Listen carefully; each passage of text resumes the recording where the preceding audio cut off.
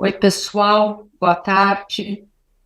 Estamos aqui mais uma vez no último capítulo, nosso último episódio do curso Sistema Eleitoral em Pauta, que é feito pelo Torna Voz, em apoio do Google News Initiative, a quem agradecemos muitíssimo a possibilidade de trazer esse curso para vocês.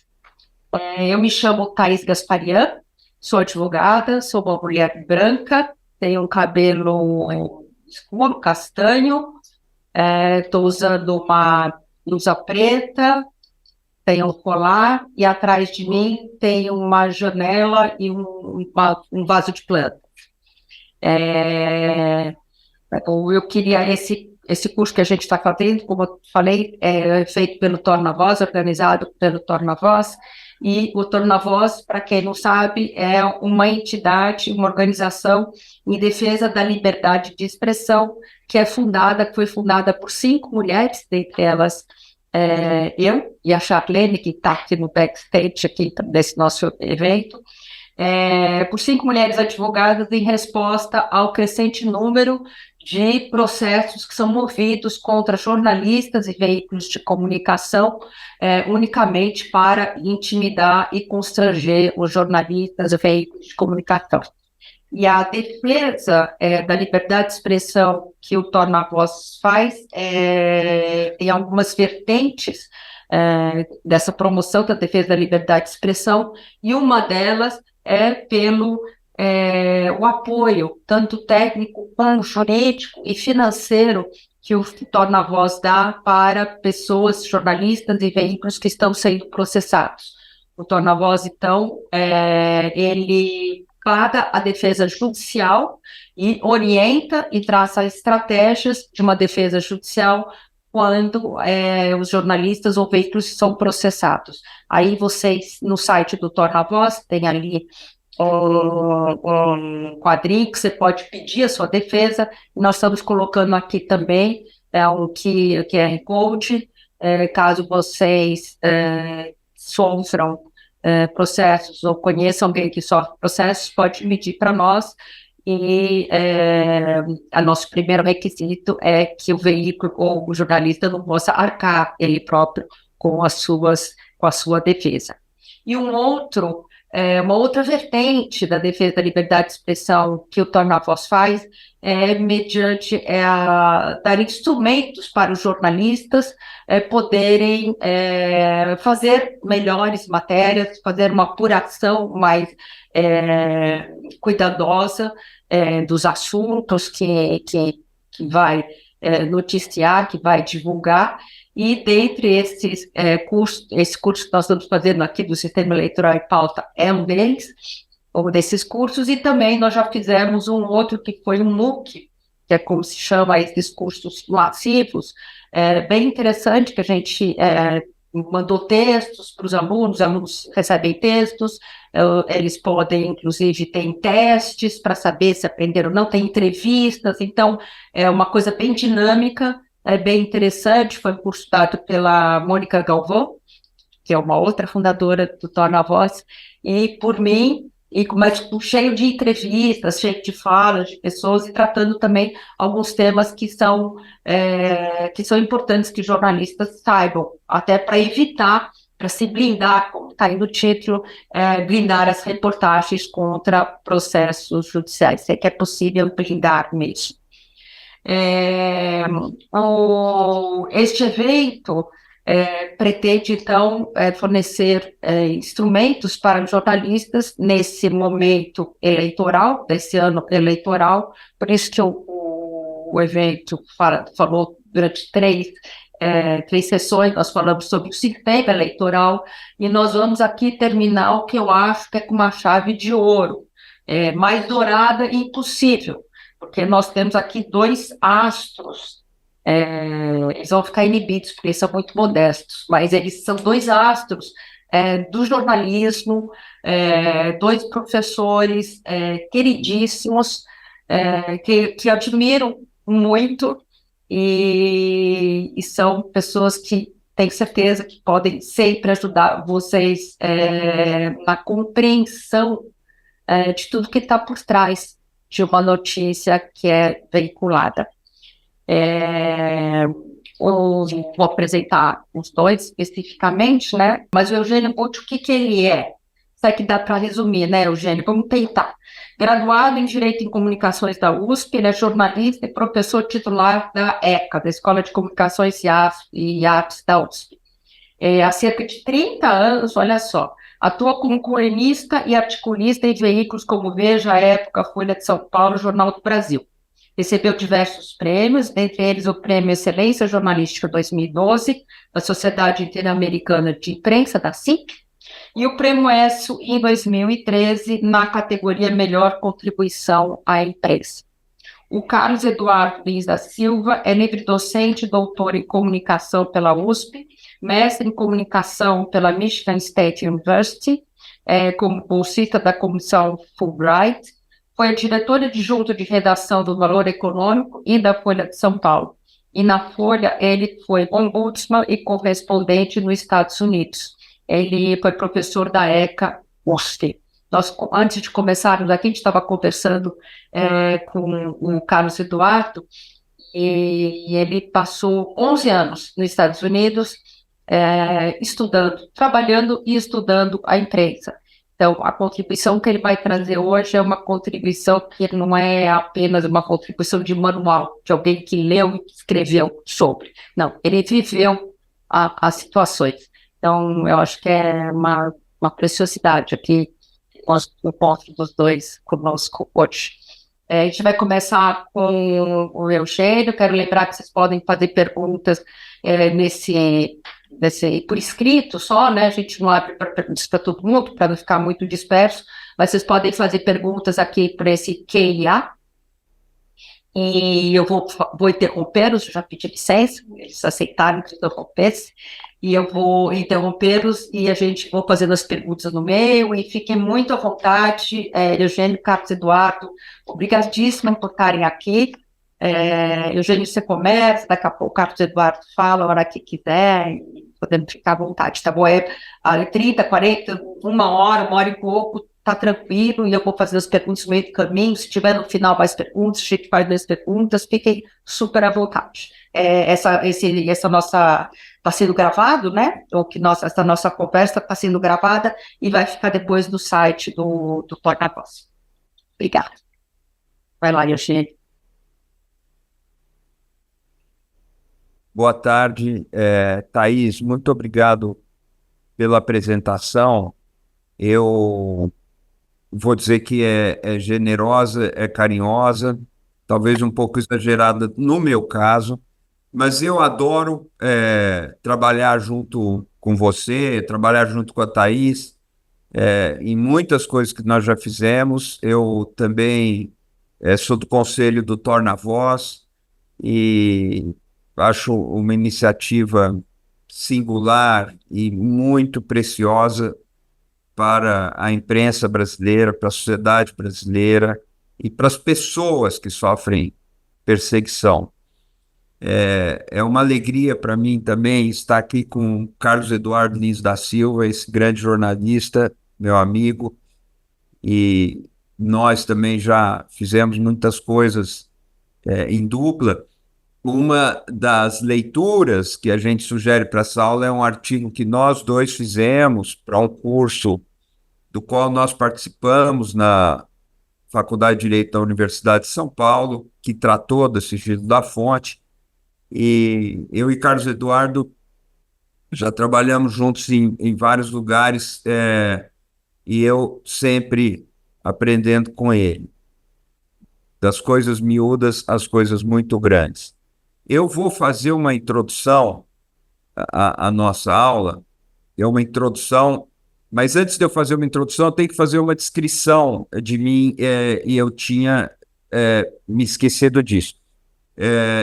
Eu sou uma pessoa branca, tenho 65 anos, o cabelo muito curto, falta um pouco de cabelo na parte de cima, pouquinho branco, meu cabelo, pouca coisa. Eu estou usando uma camisa branca abotoada até o colarinho, um paletó, paletó marrom. Atrás de mim tem uma estante, como é muito comum nesses casos, e com livros.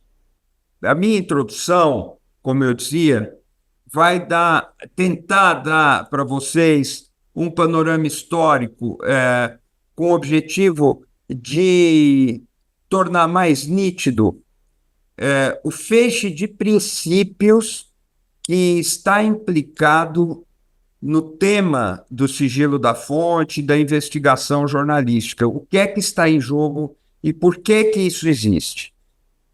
Eu vou começar lembrando da figura do poeta, de um publicista, um homem público inglês, John Milton, no século XVII, que dirige ao parlamento inglês uma carta que ficou conhecida como Areopagíticas, que é uma referência ao Monte Areópago, perto de Atenas, onde havia muitos discursos e líderes do cristianismo no início tiveram lá, mas e essa carta faz referência ao Monte Areópago porque ela defende a liberdade de expressão num marco inaugural. Porque o princípio defendido por John Milton era o seguinte: as pessoas têm direito de imprimir sem pedir licença ao poder. Era natural, e durante muito tempo depois desse episódio, que acontece em 1644, depois de muito tempo depois disso, ainda era comum que o Estado precisasse dar autorização a algo que ia ser impresso, veiculado e tudo. Nem preciso falar da censura no Brasil, mas a ideia, o princípio, nasce, ou pelo menos se credencia, se acredita a John Milton, nasce com essa carta. É autorizado por princípio a todo mundo o direito de imprimir o que quer que seja sem ter que pedir licença para o Estado, ou para o governo, ou para o rei. E isso institui... A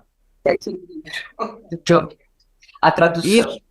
Isso institui o direito de imprimir, right to print, que não é a mesma coisa do que freedom of press, ou press freedom, ou liberdade de imprensa. O direito de imprimir é uma coisa, a liberdade de imprensa, que virá depois, é a liberdade de criticar publicamente o governo e o poder. São princípios que estão lá no início da história da imprensa. Nos Direitos do Homem e do Cidadão de 1789, é consagrado também, isso já 150 anos, mais ou menos, depois de John Milton, é consagrado o princípio da liberdade de expressão. Eu adoro a formulação desse artigo, ela é a seguinte: a livre comunicação das ideias e das opiniões é um dos direitos mais preciosos do homem. Todo cidadão pode, portanto, falar, escrever e imprimir livremente, respondendo, todavia, pelos abusos desta liberdade nos termos previstos na lei. É um princípio. A liberdade de expressão vem antes. A responsabilização, quando cabível, vem depois, ou a responsabilização pelos abusos da liberdade vem depois. A Declaração de Virgínia, em 1776, afirma a mesma coisa, eram as influências do iluminismo. A liberdade de imprensa é um dos mais fortes baluartes da liberdade e não pode ser restringida, a não ser por governos despóticos. A histórica Declaração de Virgínia. A primeira emenda a Constituição Americana, a emenda famosa, a primeira emenda de 1791, também impede o Estado de legislar contra a liberdade de imprensa. É outro documento histórico que afirma esse princípio.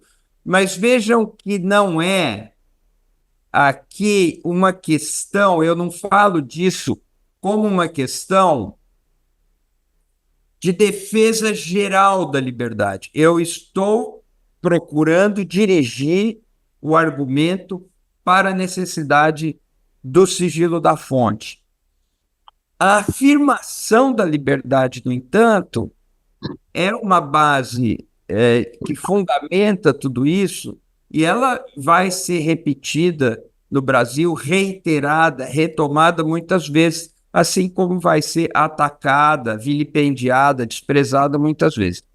É importante um documento de 2009, que é o Acórdão sobre a inconstitucionalidade da lei de imprensa deixada pela ditadura militar, que era uma lei de 1967. Em 2009, ela não é acolhida depois de um julgamento do Supremo Tribunal Federal, e o acórdão, redigido por Carlos Aires Brito, fixa e repõe vários princípios também.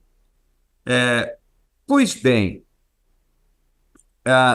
eu também poderia lembrar a Declaração Universal dos Direitos Humanos, de 1948.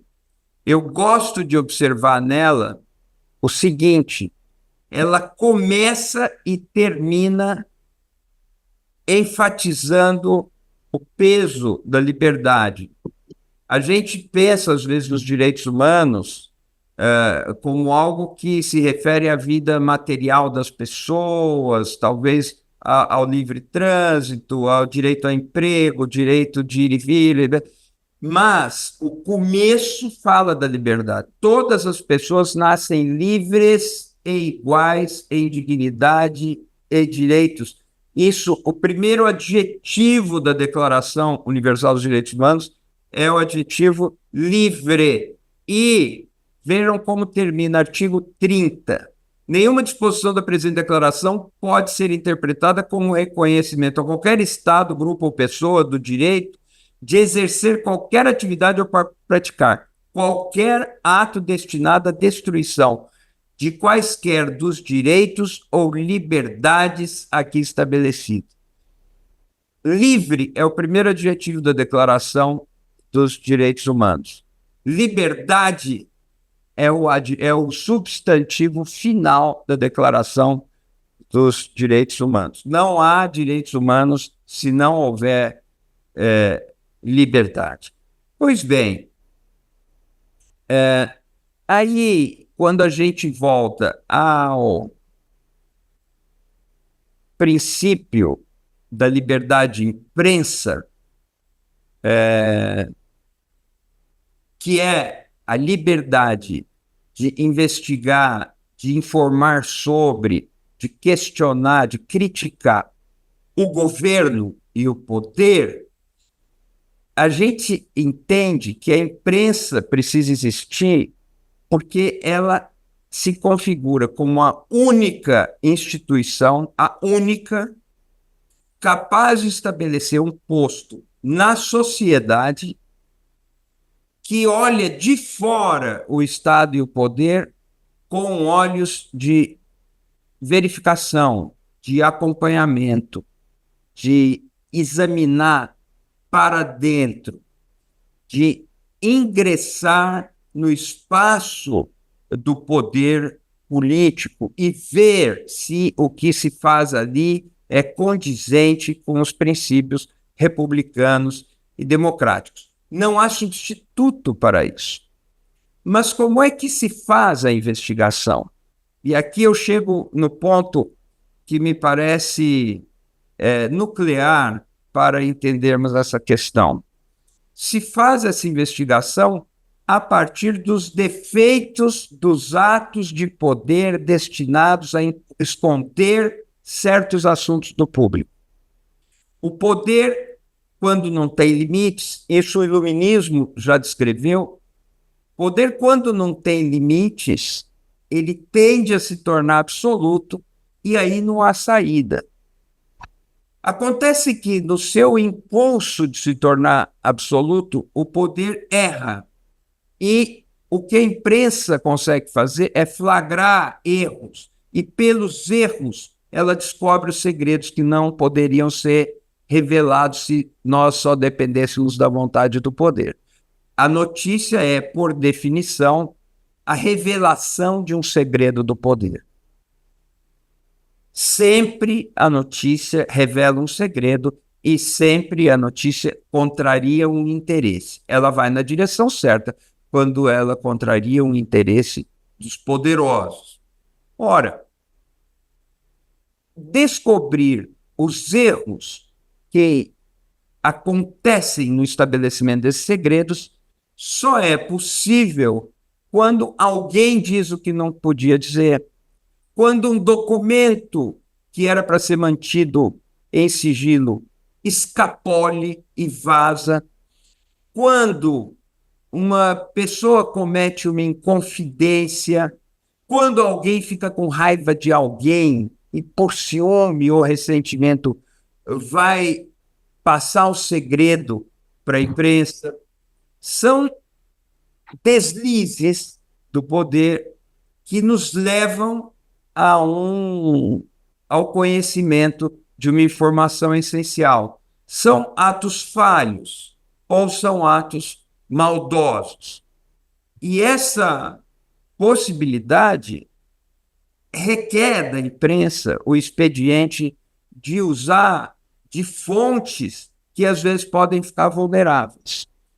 Portanto, se não fosse a possibilidade de preservação dessas fontes, de mantê-las em alguma segurança, porque se não fossem preservadas, elas correriam vários tipos de risco. Se não fosse isso, o trabalho da imprensa seria impossível. É essencial a liberdade de expressão, a liberdade de imprensa, a liberdade de imprimir e a liberdade de imprensa. É essencial o trabalho de fiscalização da imprensa, mas para que isso fique de pé, é essencial que em algum nível, de alguma forma, a gente possa contar com o sigilo da fonte, ou a fonte não estaria protegida.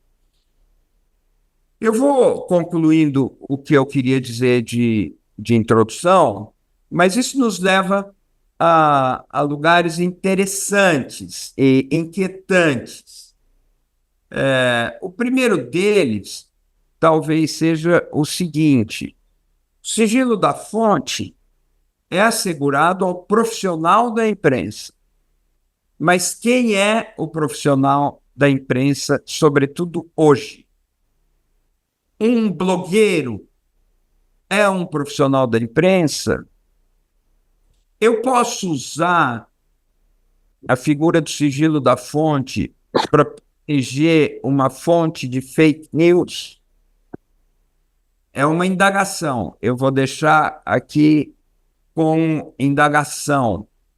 Há outras indagações possíveis. Veja só, o artigo 5º da Constituição Federal, inciso 9º, afirma a liberdade, mas faz uma proibição ao anonimato. Há uma vedação do anonimato nessa norma constitucional que impede uma pessoa de publicar anonimamente o que quer que seja. Por outro lado, o inciso 14 do mesmo artigo 5º da Constituição assegura o sigilo da fonte. O sigilo da fonte eu posso interpretar como um anonimato mediado por um jornalista. Ele, jornalista, é autorizado pelo ordenamento vigente do Brasil, pelo direito positivo, autorizado a não revelar a ninguém a sua fonte. Essa essa ambiguidade do tratamento do anonimato na Constituição brasileira também é um ponto intrigante. Eu vou deixar aqui uma outra coisa que eu poderia lembrar. John Locke, no século XVII, escreve duas das suas famosas cartas sobre a tolerância sob anonimato. O anonimato dele vinha pelo pseudônimo de Filântropos, sob anonimato.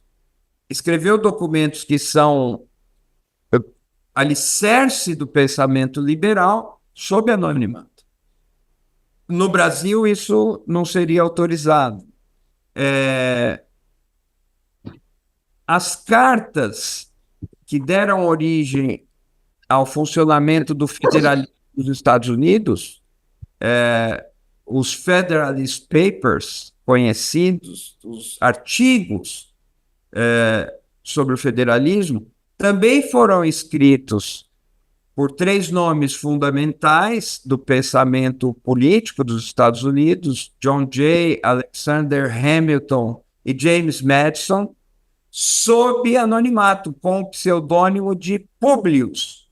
Depois é que as autorias foram reveladas, muito tempo depois. O anonimato é importante, muitas vezes indispensável, para a evolução da democracia.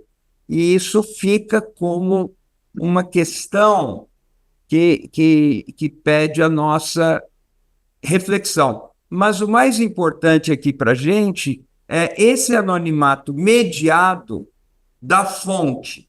A fonte precisa ser protegida e se não houvesse essa proteção, a gente não conseguiria ter tido acesso como sociedade a várias coisas, várias informações que mudaram o curso dos acontecimentos. Uma clássica é Watergate, mas há muitas outras.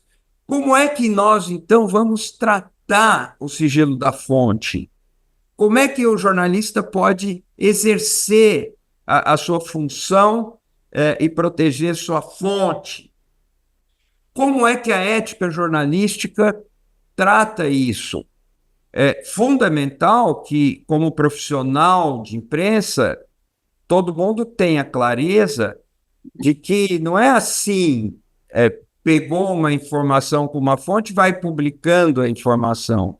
As principais lições dessa matéria mostram que a gente escuta a fonte, mas depois vai tentar confirmar aquela informação ou aspectos daquela informação para ter segurança. Existe até um número de 3 confirmações, mas, enfim, a escola ensina, a escola da imprensa, a escola prática da imprensa, ensina que deve haver confirmação. Não é, o sigilo da fonte não é autorização para ninguém fazer mau jornalismo, mas preservar uma identidade que precisa ser preservada para que a coisa possa evoluir. Mas a informação obtida com a fonte em sigilo passará por confirmações na apuração jornalística. E aí nós teremos uma reportagem de qualidade, etc. Mas quem assoprou primeiro aquela informação pode, muitas vezes, deve ser mantido em segredo. Essa é a introdução que eu gostaria de trazer. Eu passo, então, a palavra para o Carlos Eduardo Lins da Silva, que terá como objeto o que vem se passando agora nos Estados Unidos. Vou pegar aqui, Eugênio, super obrigada. Você está me ouvindo? Está me ouvindo, Eugênio? Tá, né? Super obrigada. A respeito aí da sua última colocação, já vou passar também para o Carlos Eduardo, no artigo que nós compartilhamos com vocês, o Eugênio menciona um artigo do Ombudsman, da Folha, do Marcelo Leite, de 1995, não lembro qual é a data, mas enfim, lá esse artigo tem exatamente isso, né, sobre como usar o sigilo da fonte, né? Não é só para se esconder atrás do sigilo da fonte. Carlos Eduardo, muito obrigada por estar aqui conosco. Você poderia começar a sua descrição, você pode falar, e eu vou te interromper. Eu vou interromper o Eugênio, porque ele falou, eu até me perdi aqui, mas não, eu posso te interromper também, tá? Pode falar, pode começar. Você está sem microfone, eu acho. Tá aí, pode microfone aí. Obrigado, Thaís. Como eu disse para você antes da gente começar, mas antes eu sou um homem branco de 71 anos. Estou usando um casaco cinza, um abrigo cinza. Eu tenho poucos cabelos grisalhos e tenho bigode grisalho também. E eu estou no escritório da minha casa com livros atrás de mim.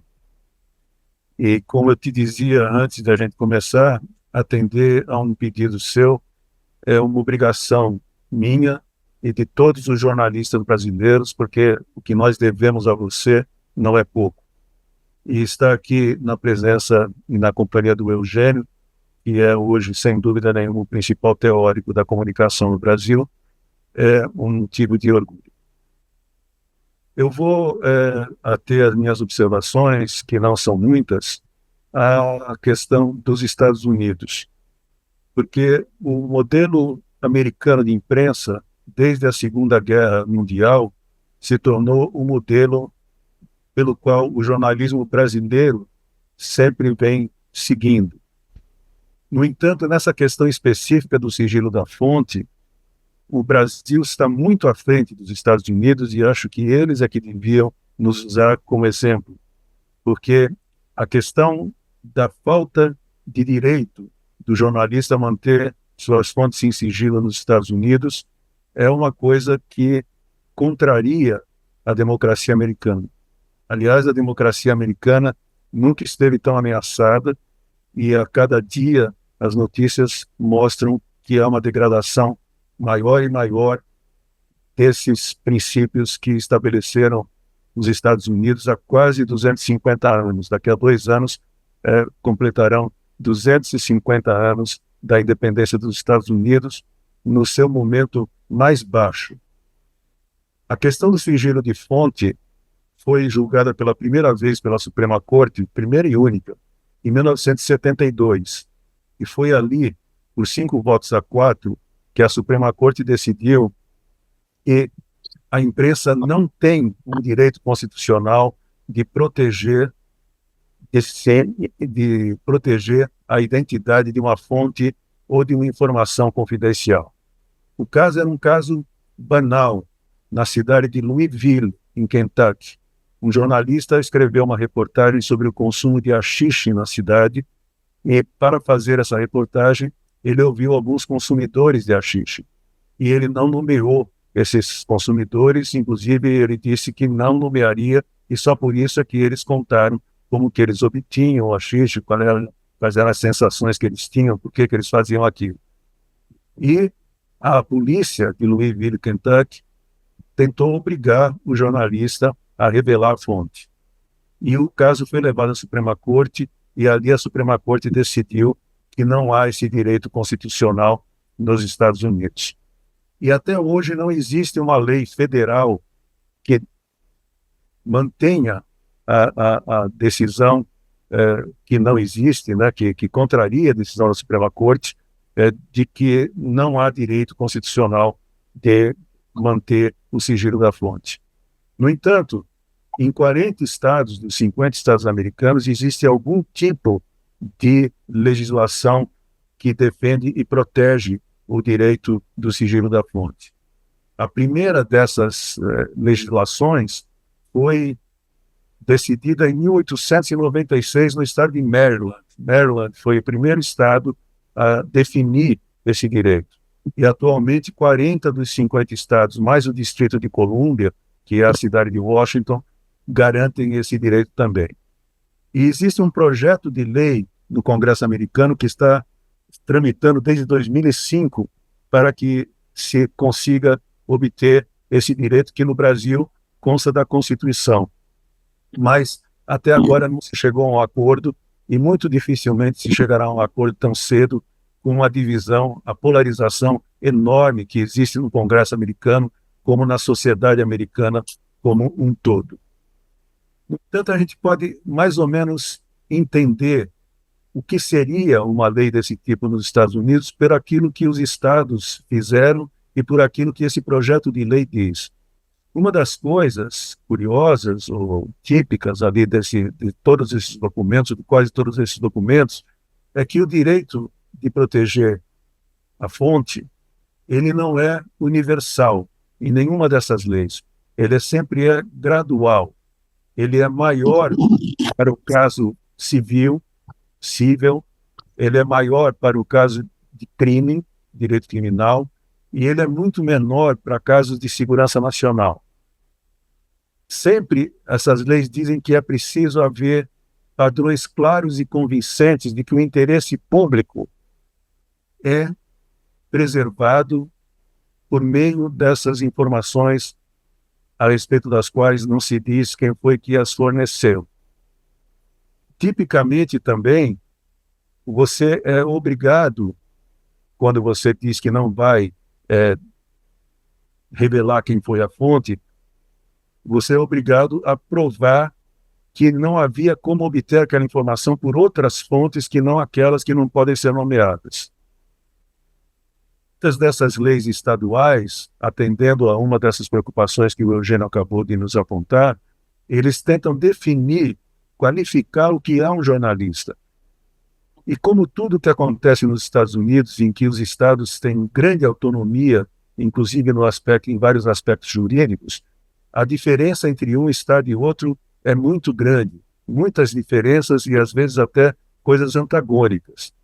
Então, quando você define o que é jornalismo, o jornalista num estado, você pode ler nas leis estaduais que são os jornalistas que trabalham para um meio de comunicação estabelecido, um jornal, ou uma emissora de rádio, ou uma emissora de televisão. Alguns estados dizem que o jornalista, para ser definido como tal, tem que ter salário. Se ele não tiver salário, ele não é considerado jornalista e não tem esse direito.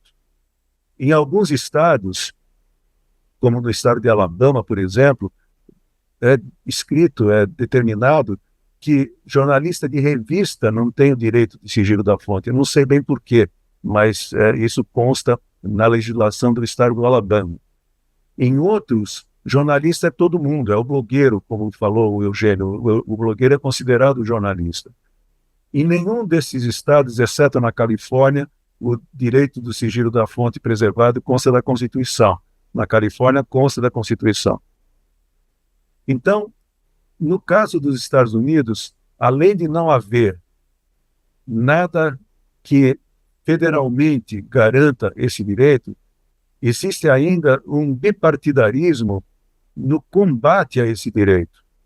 O ex-presidente George W. Bush foi um dos que mais exerceram o poder para tentar impedir que o jornalista preservasse a sua fonte.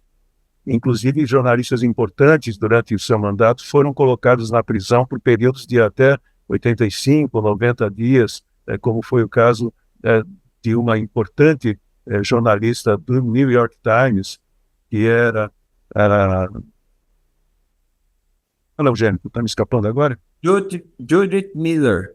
Exato, Judith Miller. Ficou 85 dias na prisão por causa de não ter revelado quem tinha sido a fonte dela para uma matéria que ela escreveu, dizendo que uma determinada pessoa era agente da CIA e havia contribuído para algum tipo de ilegalidade que se cometia no governo de George W. Bush.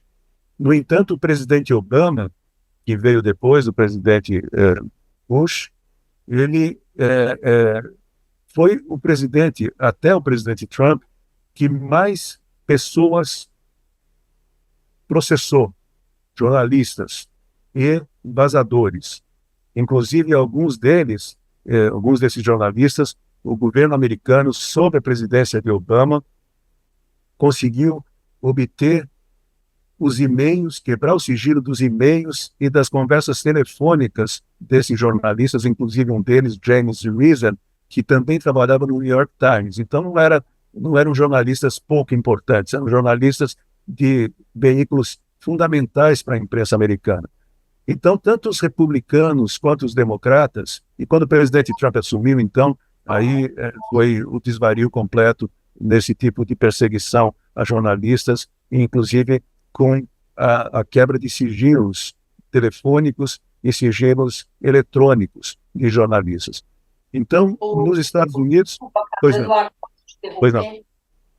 Não, é que você está falando, então, só para deixar claro. Então, tanto os republicanos quanto os democratas atacaram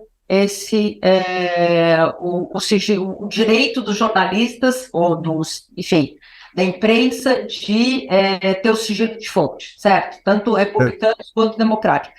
E eu me lembrei agora, que eu já te falei antes do seu livro, porque, pessoal, o Carlos Eduardo tem um livro maravilhoso, que é o Adiantado da Hora, e toda vez eu tento fazer propaganda desse livro. Se vocês não leram, vocês leiam, porque é maravilhoso realmente.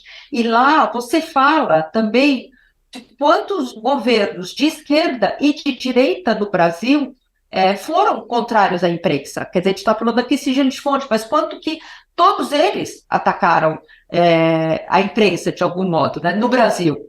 Diversos governos de direita e de esquerda. E você cita ali, que é uma coisa que eu acho incrível, que até Ulisses Guimarães, às tantas, foi atrás ali de fazer uma busca e apreensão de panfletos que falavam mal ali do Congresso Nacional. Enfim, Ulisses Guimarães, que era o pai da democracia, né, que foi o grande mentor da Constituição Cidadã, né, da Constituição de 88. Então, você está falando agora, me lembrou dessa outra citação sua lá no seu livro. Desculpa. É isso, obrigado. Na verdade, Thaís, eu acho que todos os governos são contra a imprensa, e se não são, é porque a imprensa não está fazendo um bom trabalho. Aliás, no caso específico e agora mais atual de todos, que é essa situação do presidente Biden, os críticos de imprensa nos Estados Unidos estão condenando acerbamente o comportamento da imprensa americana de não ter revelado nunca a deterioração da saúde física e mental do presidente Biden. A imprensa mostra como não seria difícil fazer uma matéria investigativa sobre as condições de saúde do presidente Biden, desde que os offs fossem respeitados. No entanto, quando se falava da saúde mental e física do presidente Biden, sempre se perguntava on the record, sempre se perguntava com a fonte sendo citada. E, evidentemente, as pessoas da família, as pessoas da intimidade do presidente, as pessoas que desfrutam do convívio dele, não iriam dizer que o presidente não estava bem. Pelo menos não on the records, mas off the records poderiam dizer. Então, a imprensa não agiu bem no caso do presidente Biden, e talvez por isso é que o país tenha sido pego de surpresa do jeito que foi. Mas, sem dúvida nenhuma, nenhum governo gosta da imprensa. E se gostar, é porque a imprensa não está fazendo o seu trabalho direito. Mas, basicamente, o que eu queria dizer era isso, é que, no caso do sigilo da fonte, o Brasil está na frente dos Estados Unidos. Eles é que deviam seguir o nosso exemplo e não o contrário. Muito bem, perfeito. Obrigada, Carlos Eduardo. Eu fico muito impressionada aí com... você estava falando, desculpa, muito impressionada aí com o conhecimento todo que você tem sobre esse assunto. Mas a gente estava conversando um pouquinho antes ainda, eu gostaria que, se você puder falar alguma coisa sobre esses casos aí, que eu não sei se estão ligados ou não ao sigilo da fonte, mas desses vazamentos, estava falando do Assange, né, há pouco, estávamos falando enfim, qual que é o nome? Esqueci agora. Os documentos do Pentágono. Sim, do Pentágono, sim, do Pentágono, certo. Na verdade, eu acho que sim, eu acho que Eugênio talvez não concorde, e eu peço a ele que discorde se for o caso.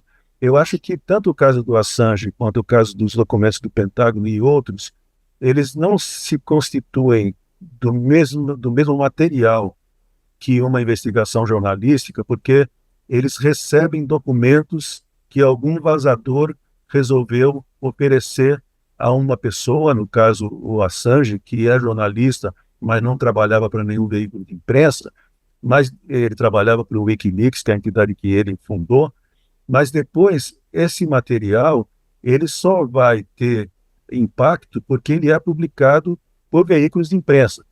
Então, todo o vazamento que foi para o Wikileaks acabou chegando nos jornais, nos grandes jornais americanos e de outros países, assim como os Panama Papers, todos os outros. Então, embora não seja um trabalho de investigação jornalística, o jornalista recebe os documentos e depois ele vai fazer aquilo que o Eugênio disse que tem que ser feito, que é confirmar, ir atrás, ouvir os lados que são acusados, ouvir os lados que estão sendo investigados. Eu acho que constitui o mesmo tipo de situação, sim. E o Assange provavelmente foi a pessoa que passou mais tempo privado de liberdade por causa disso. Ele passou 7 anos na Embaixada do Equador em Londres, refugiado, e depois passou 5 anos preso na Inglaterra até conseguir agora chegar a esse acordo. E a pessoa que passou os documentos para ele, que é a mulher transgênero Chelsea Manning, na época Bradley Manning, ele também passou 7 anos na prisão, ela passou 7 anos na prisão, até ter a sua pena comutada pelo presidente Obama.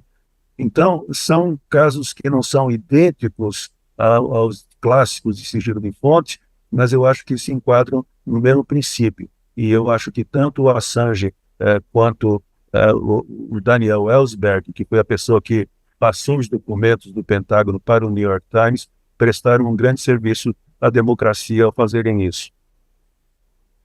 Sim. Quer falar alguma coisa, gente, sobre isso?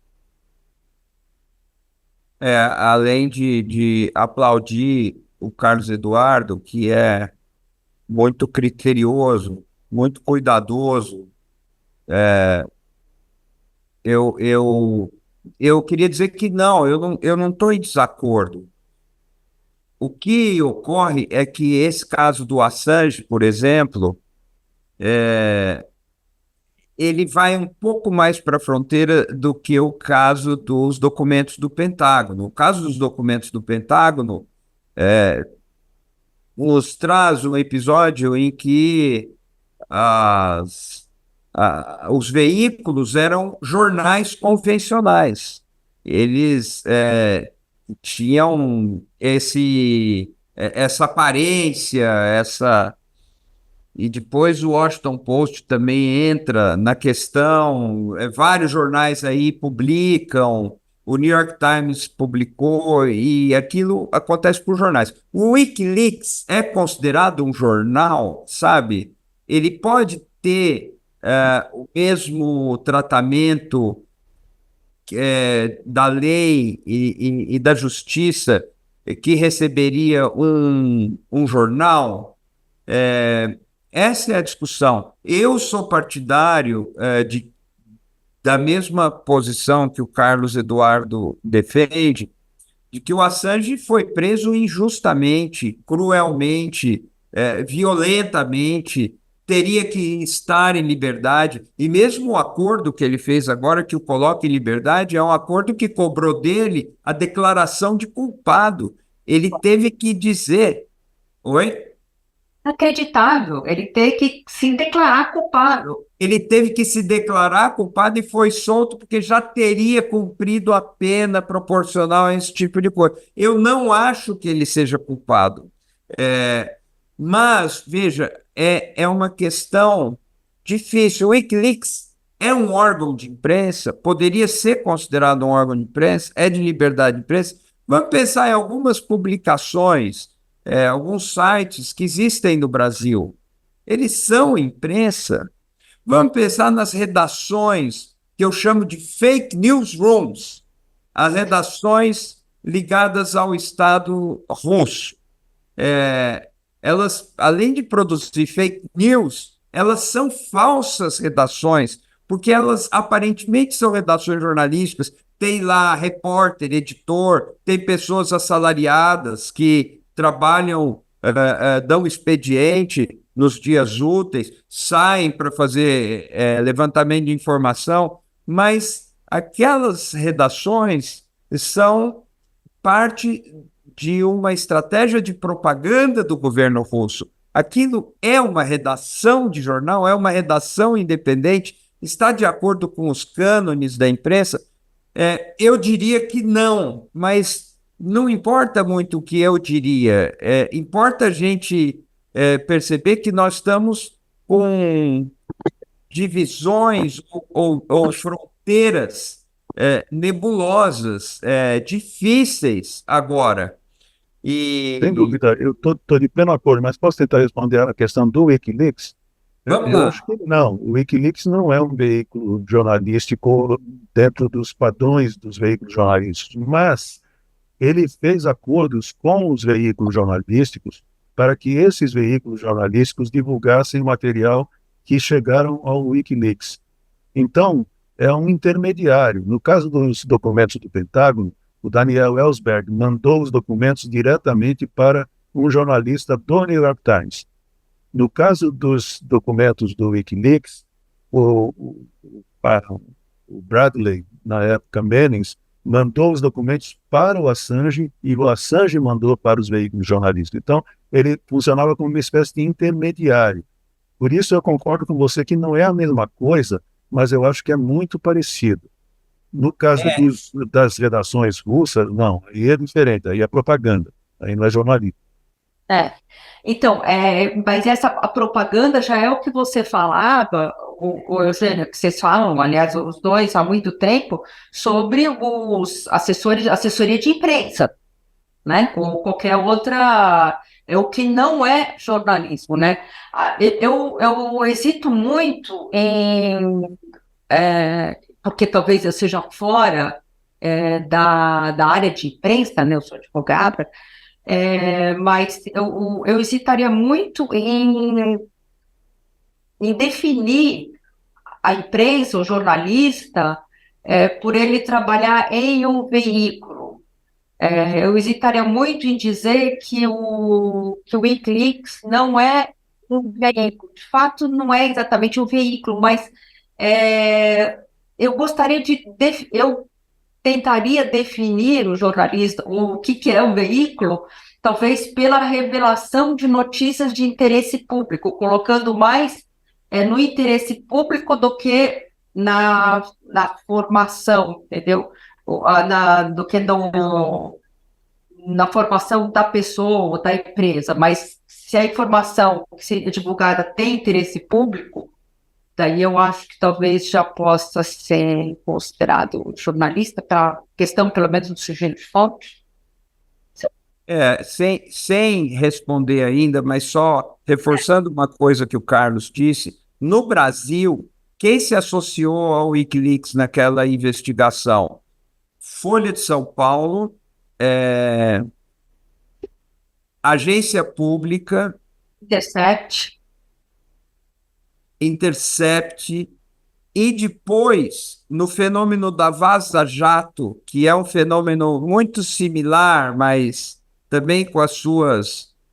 Um hacker busca um banco de dados, é isso que a gente sabe até agora. Esse banco de dados vai para o Intercept, e o Intercept tem associações também para ajudar a varrer todo o material, que era muito grande. Aí entrou Revista Veja, Folha de São Paulo, entrou Agência Pública, ou seja, temos veículos jornalísticos associados. O importante aqui, eu imagino, é a gente entender que é uma realidade muito complexa e muito desafiadora, porque a lógica da Constituição é garantir a prerrogativa do sigilo da fonte a um profissional específico, que é o profissional de imprensa. Por exemplo, Desculpe, Eugênio. é assegurado a todos o acesso à informação e resguardado o sigilo da fonte quando necessário o exercício profissional. Você acha que está falando apenas do jornalista? Porque ele está falando de. O exercício Ele tá, profissional é a trazer a informação de interesse público. mas o exercício, se você pega a coerência da Constituição, tudo que está disposto lá, o exercício profissional, e sobre isso não paira controvérsia, é o exercício profissional do profissional de imprensa. Vamos raciocinar na fronteira ali. Um programa de auditório poderia invocar o sigilo da fonte? Vamos dizer que ele tenha contratado um jornalista para escrever roteiros para reportagens que vão. Poderia, se a gente for mais longe. Mas a informação de interesse público, eu acho que esse direito protege também aquele que traz a informação de interesse público. Então, de novo, eu não quero nem devo responder a isso, mas é interessante se a gente entender aqui a complexidade da situação. Porque, vamos dizer, interesse público. Portanto, toda pessoa terá direito a publicar alguma coisa supostamente de interesse público, sem revelar a fonte, e depois a apuração é mal feita, e depois se revela que aquilo é mentira. Por exemplo, o caso da Judith Miller. A Judith Miller tinha alguma coisa a ver, eu não vou ser capaz de reconstituir, mas com a guerra no Iraque. Lembra disso, Carlos? Sim, a Valerie Plame, que era a agente da CIA, ela era casada com um diplomata americano que tinha conhecimento de urânio que era levado ou que teria sido levado para o Iraque ou não. O Bush dizia que era levado para o Iraque e esse diplomata tinha conhecimento e provas de que não tinha sido levado. E a Valerie Plame era a mulher dele. E ela era também agente da CIA. E foi esse o imbróglio. Também eu. E isso tinha a ver com uma notícia que vigorou como sendo verdadeira por muito tempo, de que Saddam Hussein produzia armas químicas de destruição em massa, etc. Veja só, essa história que foi publicada por veículos consagrados, tradicionais da imprensa dos Estados Unidos, depois era mentira. Foi provado que era mentira e vários deles publicaram correções posteriores. Só o que eu quero dizer é o seguinte, é um problemão, isso aí vai crescer, esse problema vai crescer, em que sentido? Nós vamos ter que estabelecer diferença entre quem é propagandista, quem é o tio do WhatsApp veiculando bobagem, e quem é um jornalista que está investigando uma coisa dentro de método e tudo mais. Sabe, hoje até o sindicato dos jornalistas tem dificuldade de dizer quem é jornalista e quem não é. Primeiros que a gente... É isso, a mim basta que a gente perceba a complexidade que está armada. Essa investigação, esse levantamento que o Carlos Eduardo fez agora, levantando esse quadro muito revelador de discrepâncias entre os estados dos Estados Unidos, na definição do que é imprensa e que não é muito sintomático.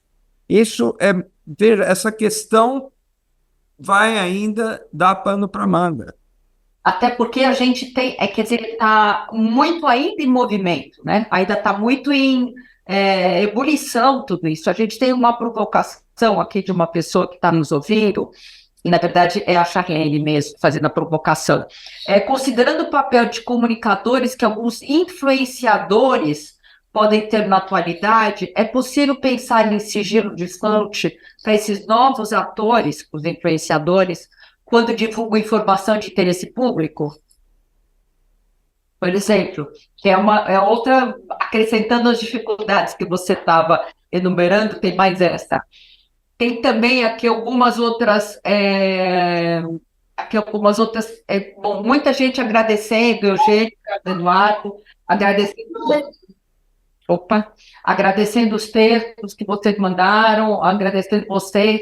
Tem gente falando assim que ficaria horas ouvindo vocês falar, vocês poderiam falar o dia inteiro, que eles vão ficar ouvindo, aqui nem por falar quem, né, são as pessoas, para não. Mas tem aqui uma pergunta, por exemplo, do José Boris. Ele pergunta o seguinte: em alguma hipótese, o sigilo pode se tornar uma autocensura do profissional? O sigilo de fonte pode se tornar uma autocensura do profissional? O que vocês acham? Eu não entendi a pergunta. Eu não sei se o Carlos Eduardo entendeu. De que modo o sigilo da fonte levaria o profissional a uma autocensura? Por exemplo, ele não poderia dizer quem é a fonte e gostaria de dizer quem é a fonte. Eu não. Por exemplo, ele não explicitou aqui a pergunta, mas eu acredito que possa ser isso. Ou ele queria dizer, ou então ele nem noticia, porque não pode usar o sigilo, porque ele tem que checar com outras pessoas, ele não conseguiu outras pessoas checar a informação, enfim. Bom, eu gostaria de ouvir o Carlos Eduardo, mas isso, sem dúvida, isso não tem nada a ver com a legalidade ou com o mundo jurídico ou com o direito positivo, mas com a ética jornalística. Uma informação que vem de uma fonte que precisa ser mantida sob sigilo, precisa passar por métodos de averiguação, de checagem, de confirmação. É o procedimento jornalístico consagrado em todo lugar, não estou falando de uma originalidade. A informação terá que ser apurada. Ela foi levantada por uma fonte, mas o jornalista não vai chegar lá, me contaram que é isso aqui, mas quem contou eu não posso. O jornalista não faria isso. E o paradigma é o Watergate, né? Porque eles receberam a informação de uma fonte que eles sabiam quem era, mas não revelaram a ninguém.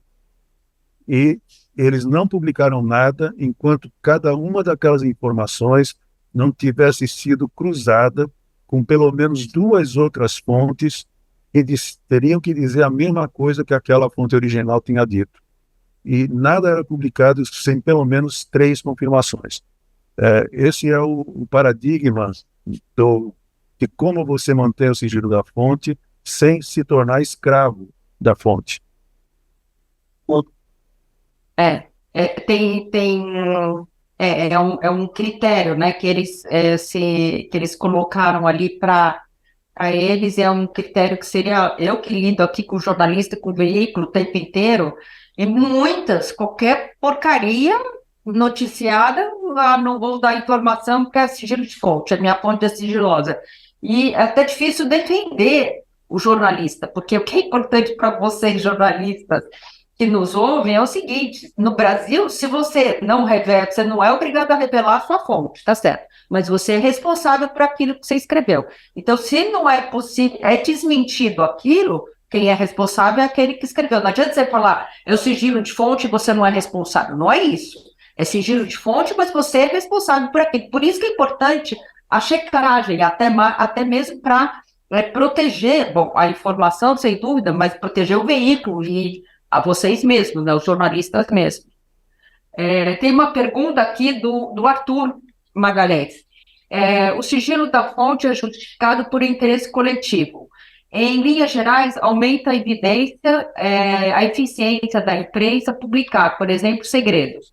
O que fazer caso esse interesse coletivo conflite com o direito individual, por exemplo, devido ao processo legal? Poderíamos pensar no seguinte contexto hipotético. Caso a revelação da fonte se mostre essencial à inocência ou condenação de uma pessoa, o sigilo da fonte encontraria algum limite? Deu para entender? Eu acho que essa é para você, Thaís. Arthur, a gente conversa depois, então. Não, vocês têm que tentar responder. Para vocês, ele inclusive agradeceu. Não, eu posso. Obrigada pela apresentação. Foi a primeira frase dele que eu tinha cortado. Não, muito obrigado. Eu que agradeço, mas essa pergunta faz referência a um conflito clássico, que é o direito à privacidade e o direito da sociedade se manter informada. Veja só, eu não quero me demorar aqui, a Thaís vai me corrigir, o Carlos me corta, mas o Carlos deu o exemplo da discussão que se estabeleceu nos Estados Unidos sobre a imprensa não ter apurado a real condição de saúde do Biden. Esse é um caso interessante para a gente visualizar o que é esse conflito. A saúde do Biden, alguém poderia dizer, é da privacidade dele. Não é um assunto de interesse público. No entanto, como ele é presidente dos Estados Unidos, se ele está resfriado, isso é um assunto de segurança nacional e, de outro lado, isso é um assunto de interesse público. É esse conflito entre o que é privado e o que é de interesse público, entre o que é privado e o que deve ser levado ao conhecimento do público, é um conflito antigo e clássico. O Aires Brito, por exemplo, diria que o direito de se informar precede, vem antes e fica acima do direito de alguém manter a sua privacidade. É acima da liberdade de expressão. Mas a liberdade de expressão, mas aí muito vinculada à liberdade de imprensa. É uma forma especial de liberdade de expressão, porque é uma liberdade de expressão que não tem apenas uma fonte, ela tem duas fontes. Ela é a liberdade do jornalista que trabalha, mas, acima disso, ela é o direito à informação da sociedade. Por isso, o raciocínio do interesse público, porque o interesse público não diz respeito apenas à liberdade de expressão de alguém, diz mais respeito ainda ao direito da sociedade de receber aquela informação. Isso é muito importante. Muitas vezes, o interesse público sobrepuja a alegação de privacidade. Por exemplo, um político se apropria de um recurso que deveria ser público e esconde isso na conta de uma pessoa que é um laranja, que é um qualquer, é um cidadão comum. Mas a investigação jornalística, em nome do notório interesse público, tem direito de ir até o lugar onde está escondido esse dinheiro, mesmo que ele esteja embaixo do colchão da cama de uma freira. Isso é o direito à informação e a liberdade de imprensa fica acima da privacidade. Agora, tudo depende de uma forma de se calibrar, de se equilibrar, de se equacionar, mas esses conflitos são clássicos e o sigilo da fonte aí vai se situar dentro desse conflito, o direito à privacidade e o direito que a sociedade tem, o público tem, de se informar. Dentro desse polo, o direito que o público tem de se informar, está a liberdade de expressão, está a liberdade de imprensa, que é uma forma qualificada de liberdade de expressão, e também o direito da sociedade de se informar. A imprensa trabalha para a sociedade, trabalha para quem é a fonte do poder, que é o cidadão.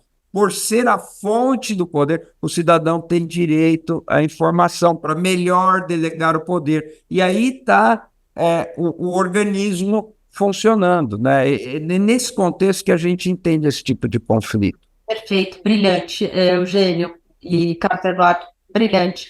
E vocês acham que, você mencionou, o Eugênio, o Carlos Brito, né, da TPF 130, mas agora, ainda não saiu o acórdão, mas agora, no julgamento dessa ADI 7055, que é aquela ADI que a Brage entrou com relação ao assédio judicial, daquilo que a gente vem chamando de assédio judicial, o Supremo Tribunal Federal reiterou a primazia da liberdade de expressão. Não todos de uma maneira individual, mas de modo geral, a decisão reiterou a primazia da liberdade de expressão. E é interessante porque lá foi foi 15 anos, não sei quantos anos depois, foi 2009, né, a DPF 130. 2009, é. Então, não sei, 15 anos depois, então, sob outra formação, outra conformação, o Supremo Tribunal Federal, né, com outros atores, e é importante ter essa continuidade, né, eu acho que o Supremo Tribunal Federal tem 1000 problemas, os ministros todos têm 1000 problemas, a gente nem precisa começar a enumerar, mas ao menos isso eu estou achando que eles estão caminhando, eles caminham bem e há bastante tempo, né? Salvo exceções, mas pelo menos na defesa da liberdade de expressão eles caminham bem. Algumas vezes tem os desvios, mas pelo menos nisso eles caminham bem. Na média vai bem, assim, a resultante final vai bem, porque tem as discrepâncias e tudo. Sim. Mas a liberdade de imprensa, eu quero só insistir aqui num pontinho, mas eu acho que para a turma pode ser de alguma utilidade. A liberdade de imprensa não é apenas liberdade de expressão. Ela não é uma liberdade de expressão do jornalista. A liberdade de imprensa não é um direito do jornalista. O jornalista trabalha para isso, mas a liberdade de imprensa é um direito da sociedade. Eu não digo isso assim para ficar mais importante, sabe? Não é um argumento corporativo, porque se você perguntar para o taxista, ele vai falar que o táxi é o direito da sociedade. Se você perguntar para os paraquedistas, ele vai falar que paraquedas é um direito da sociedade. O perfume Chanel número 5 é um patrimônio da humanidade. Não é nesse sentido. É porque a sociedade precisa receber um tipo de informação que só a imprensa consegue processar. O jornalista tem dever, portanto, de exercer a liberdade de imprensa, porque a sociedade depende disso, a democracia depende disso, para que seja a imprensa da qual nenhum governo goste, como diz brilhantemente o Carlos Eduardo. Portanto, a liberdade de imprensa é, sim, um direito da sociedade, não do jornalista. E por daí que vem a primazia. Daí que vem justamente por ser da sociedade, para se contraposta ao direito à privacidade, a privacidade diz respeito a um indivíduo, certo? E a liberdade de imprensa diz respeito, como você falou, à coletividade. E quanto mais poder esse indivíduo tem, menos privacidade ele tem. A carteira de vacinação do presidente da República, a operação do osso do fêmur do presidente da República, toda a ficha médica de um presidente da República é de interesse público. Ah, mas isso vai expor o raio-x de uma... Eu odiaria que alguém olhasse meu raio-x. Mas o seu raio-x não tem interesse para todo mundo. Desculpa. Ainda bem, né? Tomara que não tenha para ninguém. Mas se você exerce uma função pública, aquilo é assunto de interesse público. Então a privacidade tem isso também. Daí a crítica que o Carlos Eduardo trouxe, né? A imprensa norte-americana, né? Justamente isso, de não ter tratado da doença ou disfunções, eu não sei qual é o nome disso, do Biden, né? Talvez para os Estados Unidos não está nessa situação que está, né? Pois é. A gente vai ter que terminar, porque já são 6h20. Carlos Eduardo... Eu só quero fazer uma pequena fala que é corroborar o que você disse sobre o livro Adiantado da Hora. Eu estudei esse livro, eu escrevi sobre esse livro. É uma coisa incrível como ele localiza a influência da cultura jornalística dos Estados Unidos sobre a formação da imprensa no Brasil. Acho que influência boa em muitos sentidos, mas para conhecer a imprensa é sim uma leitura obrigatória. Ponto final do meu merchandising aqui. É ótimo. Carlos Eduardo. Obrigado de novo, Thaís. Muito obrigado, Eugênio. Muito obrigado, principalmente, Thaís, pelo seu trabalho em defesa do jornalismo, que é brilhante e histórico. Obrigada. Pessoal, então, só finalizando aqui, querendo lembrar que vamos mandar para vocês o formulário de avaliação, esse questionário para você dar um feedback para a gente. Aí, se vocês quiserem já pegar desde agora com o QR Code, vocês podem pegar. Queria agradecer a participação de todos vocês que estão aqui conosco, que estiveram aqui conosco todo esse tempo, todos esses capítulos, episódios aqui do nosso curso. Queria agradecer, já agradeci milhares de vezes, muito honrada, Carlos Eduardo e Eugênio, de estar aqui com vocês. Queria agradecer também aos intérpretes de Libras, muito obrigada por vocês estarem aqui conosco, de nos ajudarem nisso. Agradecer mais uma vez o apoio do Google News Initiative. Agradecer a equipe do Tom na Voz, que está toda aqui, eu já mencionei a Charlene, menciono novamente, toda a equipe que também nos possibilitou de estar aqui, e eu convido todos vocês para ouvirem, né, o MOOC, esse outro curso que a gente fez, que está lá no site do Tom na Voz. É isso, pessoal, muito obrigada, até mais, vai ficar gravado, hein? Podem procurar depois. Tchau, gente, obrigada. Obrigado. Tchau.